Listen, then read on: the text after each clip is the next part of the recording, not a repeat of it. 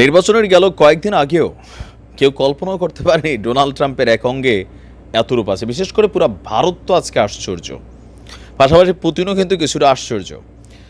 Donald Trump যে ব্যক্তি, তিনি সকালে যেটা বলেন বিকালে সেটা মাথায় থাকে না, অথবা তিনি কথাটা রাখেন না, তিনি ওইটাই করেন যখন তার যেটা মনে হয়। তবে তার সকল কিছুর মধ্যে একটা জিনিস সবার থেকে গুরুত্বপূর্ণ, যেটা আমেরিকার জনগণ পছন্দ করে, আমেরিকা প্রীতি।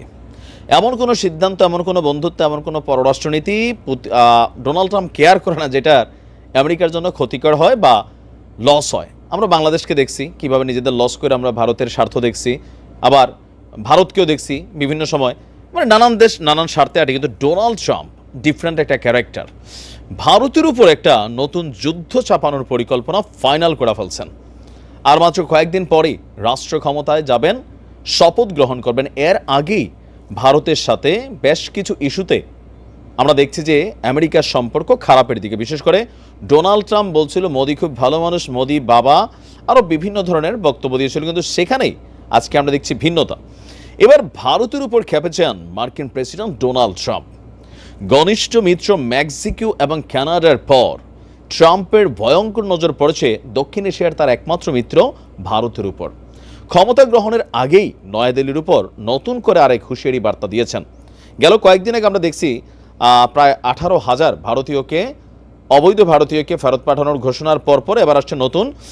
ভারতীয় সংবাদ মাধ্যম এনডিটিভির প্রতিবেদনে বলছে, সামনের দিনগুলোতে ভারতকে একটা নতুন যুদ্ধ করতে হবে, সেটা হচ্ছে অর্থনীতির যুদ্ধ আমেরিকার সাথে।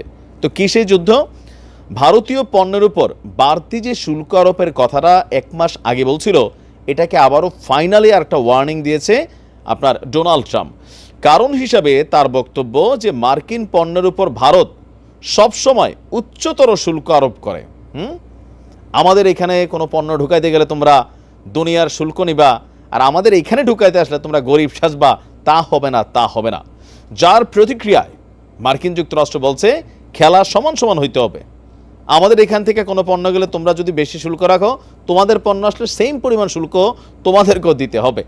ট্রাম্পের বাসভবন মারে লাগুতে আয়োজিত এক সংবাদ সম্মেলনে আজকে এই বক্তব্য দিয়ে বসছে ট্রাম্প। আপনি ভাবেন ভারতের অর্থনীতিতে কী পরিমাণ ইফেক্ট পড়বে। ট্রাম্পের প্রথম মেয়াদে নরেন্দ্র মোদীর সঙ্গে ব্যক্তিগত সখ্যতা থাকলেও মার্কিন বাজারে উচ্চ শুল্কের মুখে পড়েছিল ভারত। ট্রাম্প জানায়, যদি কেউ আমাদের উপর শুল্ক চাপায় তাহলে আমরাও তাদের উপর সমপরিমাণ শুল্ক চাপাবো।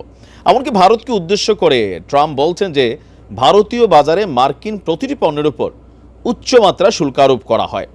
বিপরীতে ভারতীয় পণ্যের উপর মার্কিন বাজারে কোনো রকম ধরতে গেলে একদম বিনামূল্যেই তারা মাল ঢোকা হালকা শুল্ক দিয়ে। পারস্পরিক শব্দটি খুবই গুরুত্বপূর্ণ।